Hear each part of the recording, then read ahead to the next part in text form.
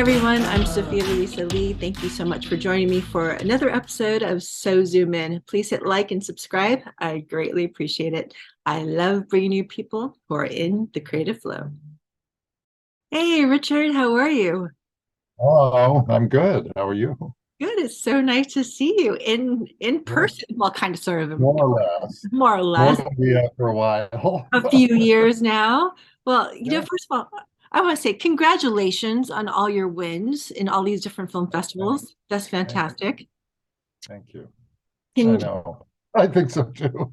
Well, yeah. So, do you have anything in production right now? Any one of your scripts, or how's that going? Yeah, actually, I have several things. I have a short film that I wrote that's going to be shooting in May. It's now been moved to May. It was in June. They moved it up to May. We were Excellent. hoping to do that shoot in LA in May. And then I have a play that's in development in Denmark, of all places. So I will be going to Denmark in June, which is the birthplace of my grandfather. And Excellent. I'll actually, the town we're doing the workshop in is like 30 minutes away from where he was born, and I've never been there. So I'll be visiting family history and also starting a new play there. And then we're doing a play at my own theater company in New York, New Directions Theater. We're opening a play in August called 910, which is four stories that are set in the World Trade Center on the night before September 11th, 2001.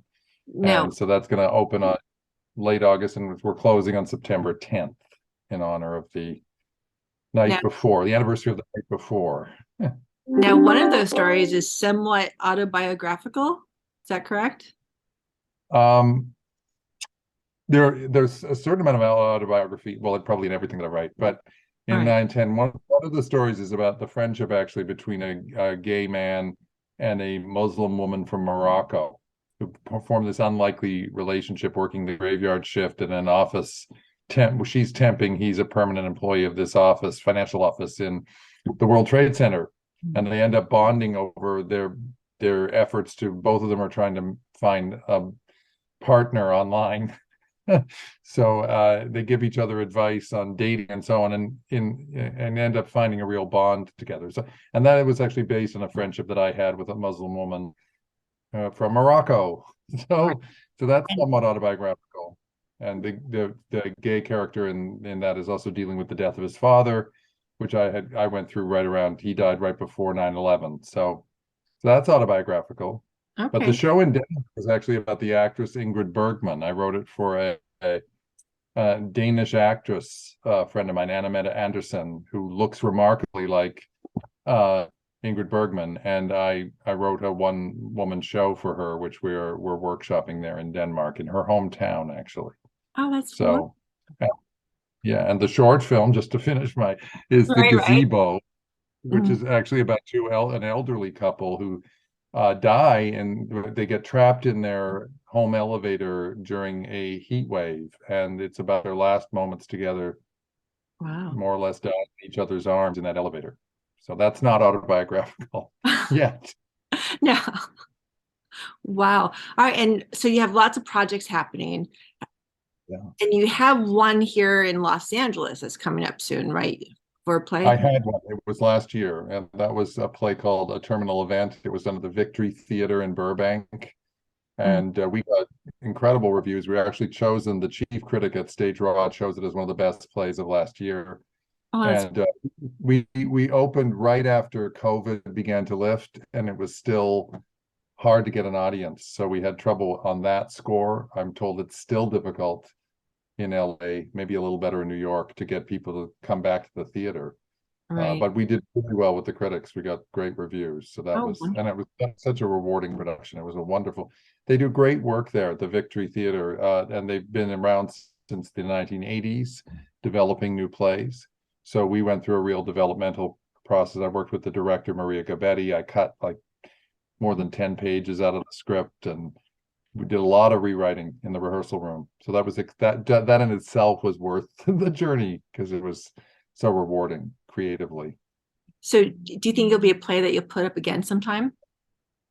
Hopefully, yeah, I'm shopping it around all over the country now with the reviews from LA. So Oh, hopefully that will get it attention. That's great. You are constantly keeping busy. I love that. You're always writing something new. Now, so going back to 910, this is something that you're raising money for right now.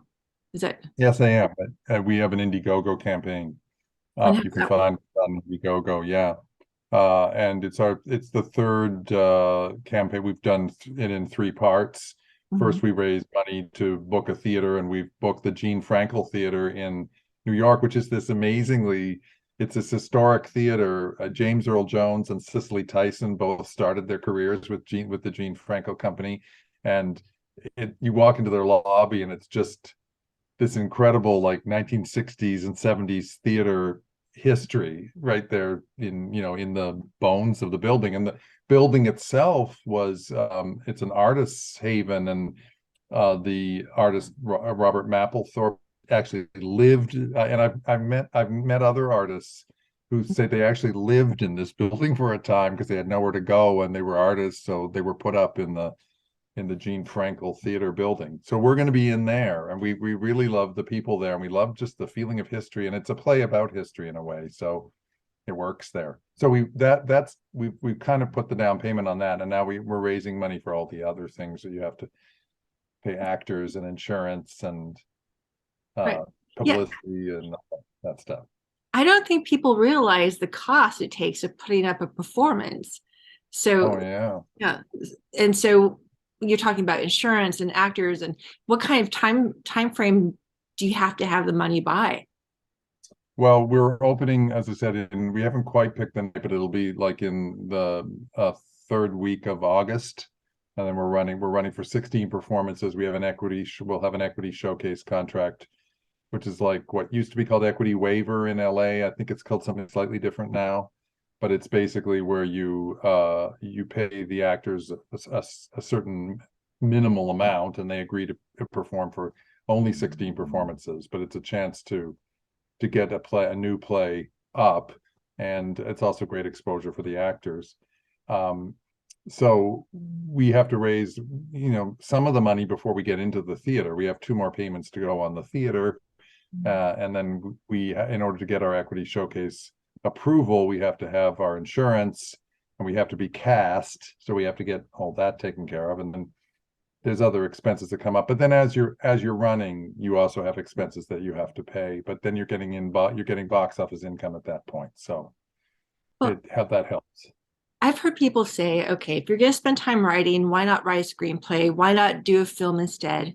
What do you feel is the importance of keeping theater alive, especially Well, small? for the writer, the big thing is it gets produced. If nothing else, you can produce it. I mean, you can make your own movie. I don't feel quite ready to do that, but I definitely can produce my own play. And also, there's just more opportunity for plays. I mean, I've optioned screenplays three times, but the movies never got made. And you can even make a living as a screenwriter. I'm not quite doing that at this point, but you can make a living as a screenwriter and never see your work on screen. Robert McKee, the famous screenwriting guru, that was always the thing with him, was that you never see his name on a screenplay. If he knows a lot about screenwriting and teaching screenwriting, but he's lived on option money. But I hope I'm not misquoting that, or I'll hear from Bob McKee. He's like a god out here. But Right. great teacher. I've studied with Right. him, but I always thought that was interesting that this master of screenwriting technique Mhm. has made a living, but from teaching and also from option money. But to my best of my knowledge, he's never had to produce screenplay, and that's not very artistically satisfying though. Whereas with a play, you can do as relatively inexpensively compared to a movie, you can do a production of it. And I've had multiple play productions. I've never had this short we're shooting in May. That will be my first Mhm. screen credit. Oh, good. All right. So, what do you love most about live theater? Well, that's interesting. I've never had the experience of seeing my work on film, so I'm assuming that that's probably quite thrilling. But I feel very at home in the theater and watching live performance and watching the way in which an audience is impacted in a very special way by a live actor actually having the emotion there in front of them. There's just something visceral about that. But and also the performance, and this can be aggravating, of course, but the performance keeps changing. It keeps evolving night to night. It's different every night. And I guess if you get the movie absolutely perfect, then you can always be happy watching it. But with a play, if it's not quite perfect, you can think, well, maybe tomorrow night we'll really nail that moment, And whereas with a movie, once it's done, that's it. That's your movie. So, and also plays have a life in different theaters, hopefully after an initial production. And so then you get to see a whole, nothing I find more thrilling, actually, even if the production's not that good, to come into a town I've never been in before, and I meet these people that I've never met before, and they've been working on this play of mine. And I go into their theater, and this thing comes up on stage that is this piece of my consciousness from years ago, fully realized up there on stage. And it's a unique and wonderful feeling. So when you see the audience responding to your play, in a way that you hadn't even imagined before, what is that like for you as the writer? Well, it's hopefully it's very satisfying. It can also be terrifying because they're not responding the way you thought they were going to. It's especially troubling with comedy when you watch something you think is hilarious just kind of flat line with an audience. Neil Simon, legendary comic playwright, he says, all I can tell you is the guy I'm looking at is never laughing. So, you pick the wrong person to catch your attention, you'll think, oh my God, that person is hating it. And you're missing the fact that a lot of people are really loving it. So I like to sit at the back. I like to go to performances. I went to every performance at the Victory Theater. I probably drove them nuts, but I learned so much watching the audience. And so I like to sit at the back and watch the way the people respond. And yeah, it's satisfying in that you learn a lot. Sometimes you learn things you wish you didn't have to learn, like that a certain moment is just never going to work. It's not working. Yeah. Right. So at what point do you just let that moment go, or do you keep trying to rework it? Well, we kept on working on the play. Maria, the director, and I kept on working throughout the run. So I was, we were coming up with things quite far into it because it was a brand new play, and we'd done a lot of rewrites in the rehearsal room, and the actors were really game to do that. And they were wonderful actors. We had a great cast, so they were up for, I mean, there's a monologue at the end of the play that I think the poor lead actress, I think we handed her a new monologue almost every night, it seemed like, because I kept hearing, it's like it was this delicate balance of emotions at the end of the play, and we cut too much and then we put too much back. So I kept evolving throughout the run, actually. But that's part of the process, right? To constantly allow a new play. Yeah. So when do you feel like it's done, or have you ever felt that way about any of your work? Well, screenwriting is interesting because I've sort of learned from screenwriting that it's never done. Because you keep getting notes.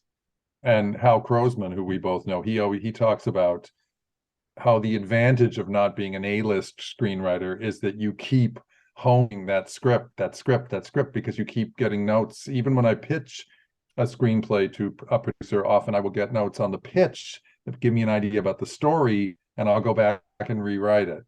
So with a play, it changes with every production, but usually after it's had its initial production, I send it out in the world, and I kind of feel like this is a produced play, and it's usually been in New York or LA, so it's a major city, reviews, done. Take it as it is. And so, and usually people, do. They don't ask for rewrites on a play that's had a fairly major exposure like that. So that's when it's done for me. After the first production. Yeah, I have to ask because I have done some acting myself, and I've seen, and I have done live theater. When actors change the writer's words in a play, how do you feel about that? Do you feel as long as they keep the intention, or do you feel that they should stick to what you say exactly? It depends on the line, and it's interesting because I have had very limited acting experience, and I actually have recently. I'm in a Toastmasters group where we do public speaking, and I've had to memorize things, and I have discovered that it's extremely difficult to learn word for word, especially a word like or the, or you can just drop out accidentally. So it depends on the line.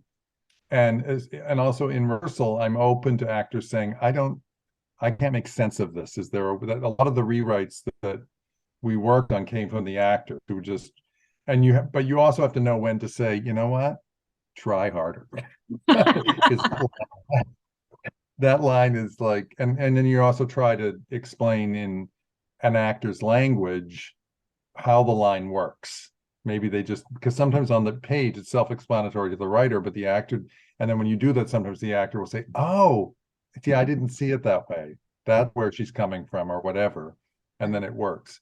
What is most upsetting to me as a playwright is if there is a moment that's really golden and it's really a very important part of the play, and the actor paraphrases it night after night after night, and they keep being given the correction and they don't correct it, and they think it, maybe they know it matters and they just can't get there, but sometimes the feeling is, well, they don't think it matters, and it's like, it can matter a lot, the difference between one way of doing a line and another way, and even the changing of one word, if it's a really dramatic high point of Right. the play, or if the writer is reaching for something poetic and has really measured those words, and the audience never notices, to be honest.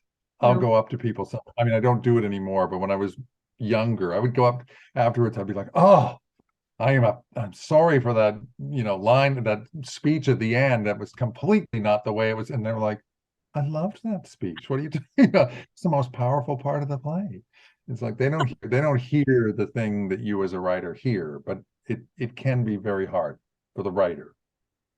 Oh, so what advice would you give to young playwrights just starting out? Is it something worth pursuing? Stick with screenwriting? What do's or don'ts? Or I think for playwriting, I would say join a theater company of any kind. I mean, my own theater company that I have in New York grew out of my joining a larger theater company, and then the new play part of that theater company broke off, and they're now two separate companies, and I'm now one of the artistic directors of the second company. Oh, And that group that I joined initially was, it was a group of people who were at a similar level to what I was at, some more experienced than I, but it was like, don't wait for Manhattan Theater Club or a Broadway producer to call you. Find a group of your peers and form a company or join a company that's existing, where you can just at least get your work read and possibly produced, and from there, if you can evolve toward producing your own work, that's really the easiest way to go. Screenwriting is harder, although I think maybe younger, more intrepid people can make a movie on this. I haven't quite mastered that yet, but you can make your own movie too. And especially if you're interested in directing. I always found being a movie director was daunting to me. I didn't want to do it. I don't want to direct in the theater either. But if you want to write movies, do it for the creative joy of putting it on the page, because you may never see it on the screen. Whereas with the theater, there are ways to actually get your work done, get it seen. So that's, I think, it's really good to do both. so what do you think about submitting to film festivals? Because you've won at film festivals and you go regularly. Yeah. What is that like for you? Yeah, and I entered the screenplay competitions. I enter all of them. I love awards. I'm an awards now. I'm like, the Oscars is my favorite night of the year. I'm nutty about awards. I've watched the Oscars since I was 5 years old, and it's been like this guiding star, from this North Star for me. So I love winning awards. I love entering competition. I guess I'm very competitive. I don't know. I enjoy submitting my scripts. Some writers find it very hard and they're crushed by rejections. I don't, it's like, it's part of the game, and I love it. And so I enter a lot of competitions, and I'm perceived as someone who places in a lot of them and wins a lot of them. I actually lose. I lose in a lot of them too. I just don't tell you about those ones. I mean, because I Right. enter the trick is to enter a large number of them, and Right. enter the good ones, enter the ones where the prize is worth winning, and where the cost is not too high, although they're all pretty expensive to pay entry fees for, and the judges are good, where your script is, even if you don't, like I had a script that was actually, it actually ended up in the top 50 of the nickel competition Okay. out of like 7,000 scripts. And one of the judges contacted me. She had read it as a judge, and she was a teacher, and she said, I've actually been teaching your script in my class, and one of my students told me, you probably should tell him that you're using his script.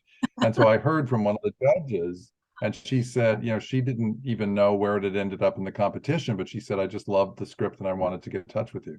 Oh, that's So you fantastic. can, even if you don't, I mean, in that case, I did well in the competition, but even if you don't, a judge along the way, they're reading anything that gets your work read in Hollywood, because Oh, you're competing with millions of other people.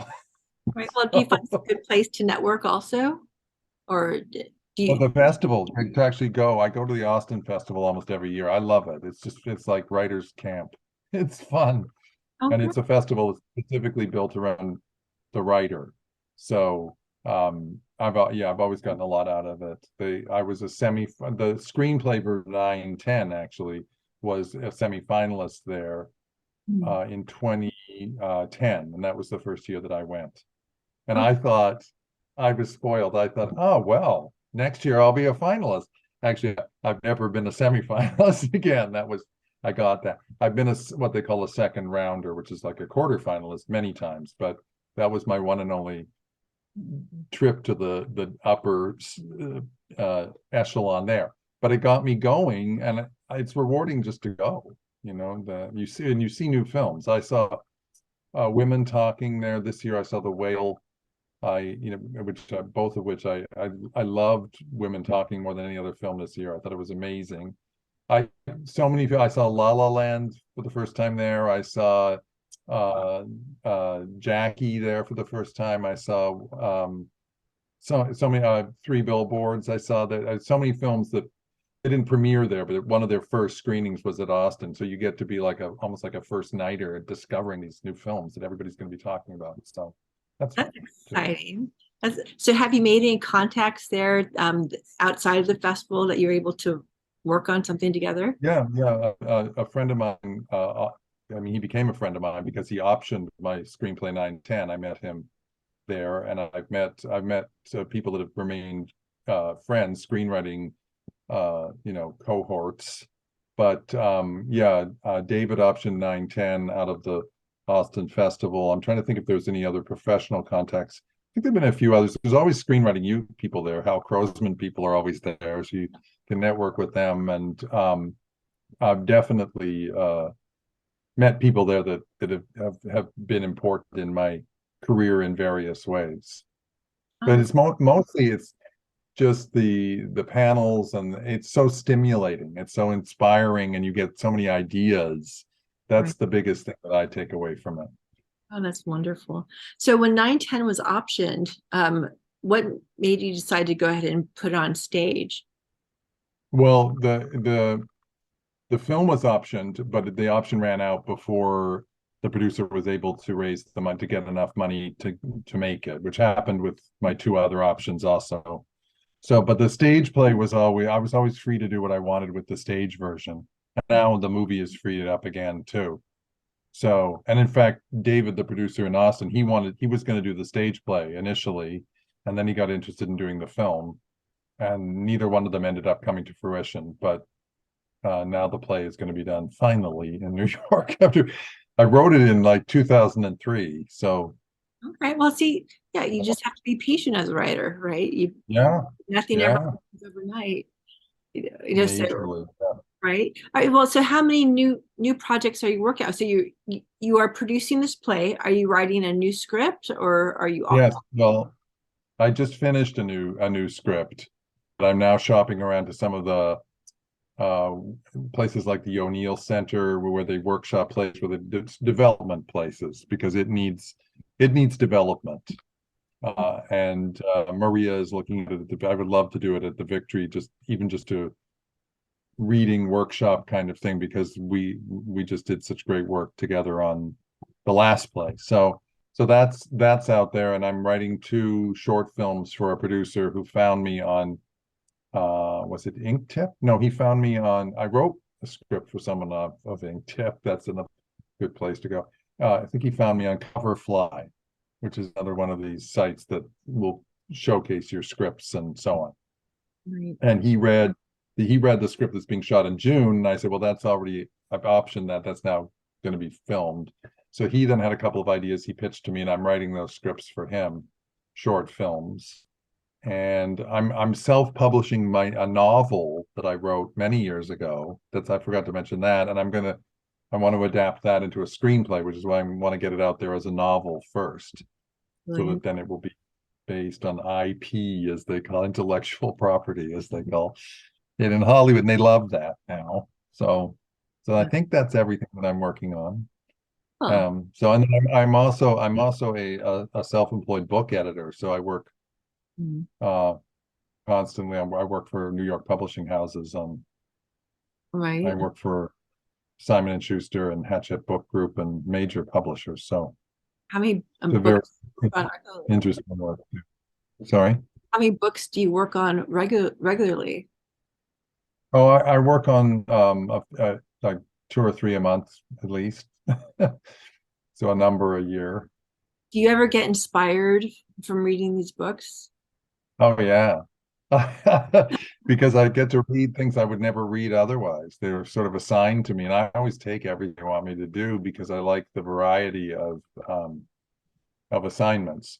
And the fact that it exposes me to ideas, and I mean, I've been working on a lot of political books recently because there's a lot of that out there, and it's so funny because I just finished a book that was completely anti-woke, and then I moved on to a book that was a memoir of one of the people that spoke out during the Trump administration against the Trump administration. So I ping pong back and forth, but it's kept me, I think, being one of those rare Americans that I really do try to hear both sides of things. And I think that the editing work has actually helped me that way, because I get them both right in front of me, passionately argue, I think that's what's hard a lot of times, is people just kind of hear what they want to hear.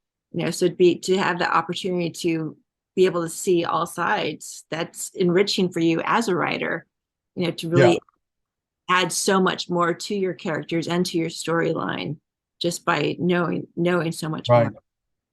And it's uncanny sometimes how research material that I need for a project will just land on my desk as an editing job. I forgot to mention that I was hired a couple of years ago for the first time to write an animated feature for children. Ooh. Which is being shopped to other producers. The producers who hire are bringing other people on board, and hopefully that will be made soon. But that's an underwater story. And it deals in part with the environment and with the endangerment of the sea and so on. And all of a sudden, I started getting these editing assignments that were all about pollution. It's like exactly what I needed. And it's uncanny, actually, how often that happens, that I am brought the material that I need, or I'll get an idea. I'll discover some quirky story from history, and I'll think, that would make a great screenplay. And I just kind of file it away, and then I end up writing it.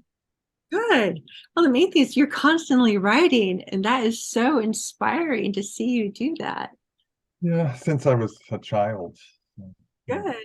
All right, so getting back to my dad was a writer, so I grew up with it.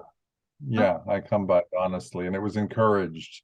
It was, I was never told you can't be an artist, you can't be, it was, in general, my parents encouraged their kids to be who they wanted to be, but specifically with me, my dad and I had this connection because he had been a journalist. He didn't write scripts, but he was actually a Hollywood reporter in the 50s and 60s. Oh, wow. And I was born in Hollywood. I was born at what is now Children's Hospital in Hollywood. But I was a baby when we left here. So and we moved to Canada where I grew up in Vancouver. So So I have dual citizenship with both countries. What's that?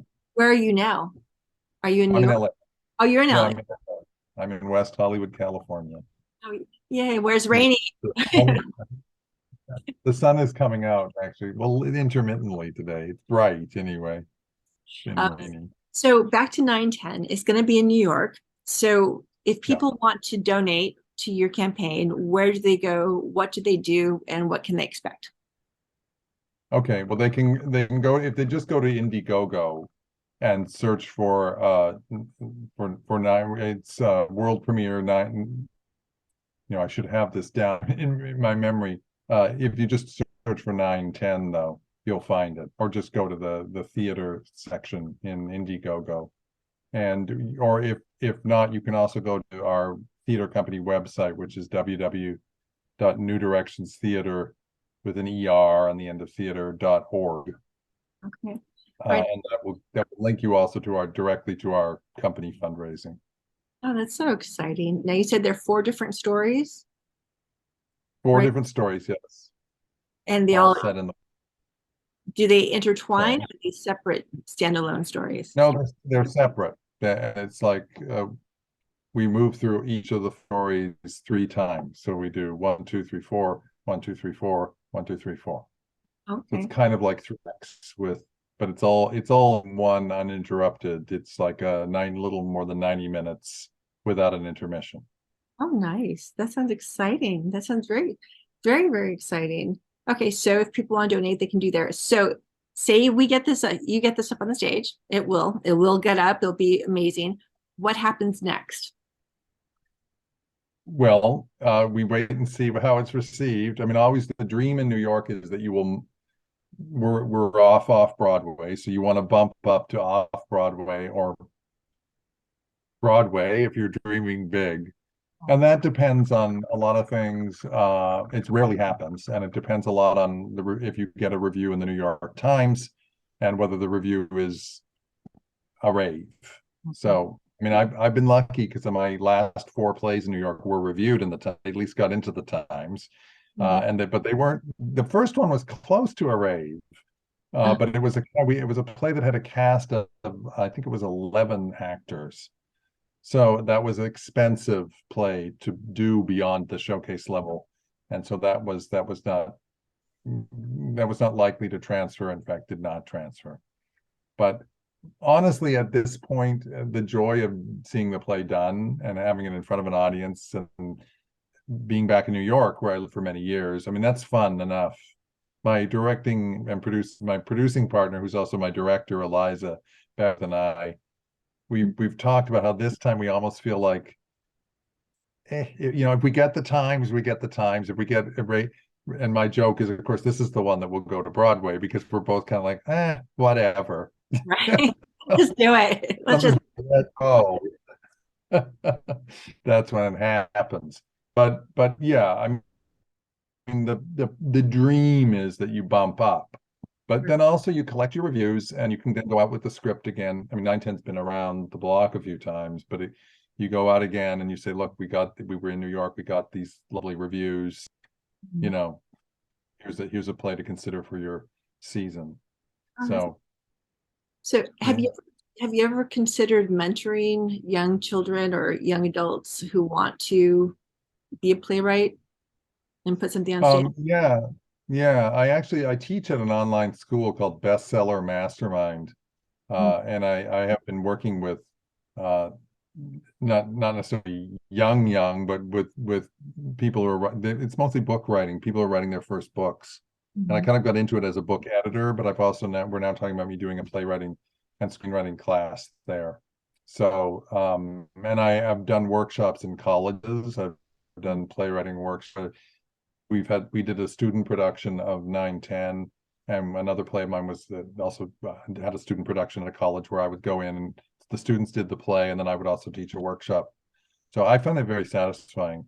I really love Right. it's gratifying to find out you have something to teach. You know, and all that you've been through, it actually has at least that payoff that you've Wow. learned something. So yeah. I'm so proud of you, Richard. You're just Oh, doing so thank you, much and Sophia. you're making it happen. And it's very exciting just to see all that you're up to. So congratulations and keep Yeah. going. Yeah. So, all right. Right, So well, I will. what's that? I will. Oh, good, good. And I, you know, I will definitely post the link to your fundraiser in this. And Yeah, yeah. Can I send you the precise link after we're done here? Because I then you appreciate can put it up. Yeah, yeah, because that would be more helpful than they do an odd thing because you can't put a slash. The title is actually 9/10, but right. Indiegogo in the title won't take a slash, so it's 9-10. I'm Oh, sure if you just search for that, you'd find it, but I can get you the exact link. I that'd can be. send it to you afterwards.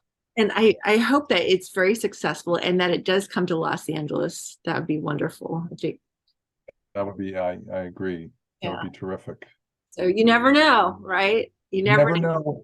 And I got so many irons in the fire now that I'm just kind of like, letting things. And the fun part is when you've been at it long enough, there start to be other people who are excited about your work Mhm. too. And they're kind of like, I've got all these people over in Denmark now who are terrifically excited about this thing I wrote and moving it forward without me doing anything. Great. Yeah, that's what's wonderful. You start to there's just an energy around the work itself where it's not you so much anymore. It's the script, it's the work, it's out That's there it. in the world doing its own thing. And who knows, when you go out there, you might be inspired to write something just by being there. Oh Undoubtedly. yeah, maybe I'll learn Danish and I'll write a Danish film. Wouldn't that be interesting? You're just so talented, just so very talented Well, and thank you. Thank wonderful. you.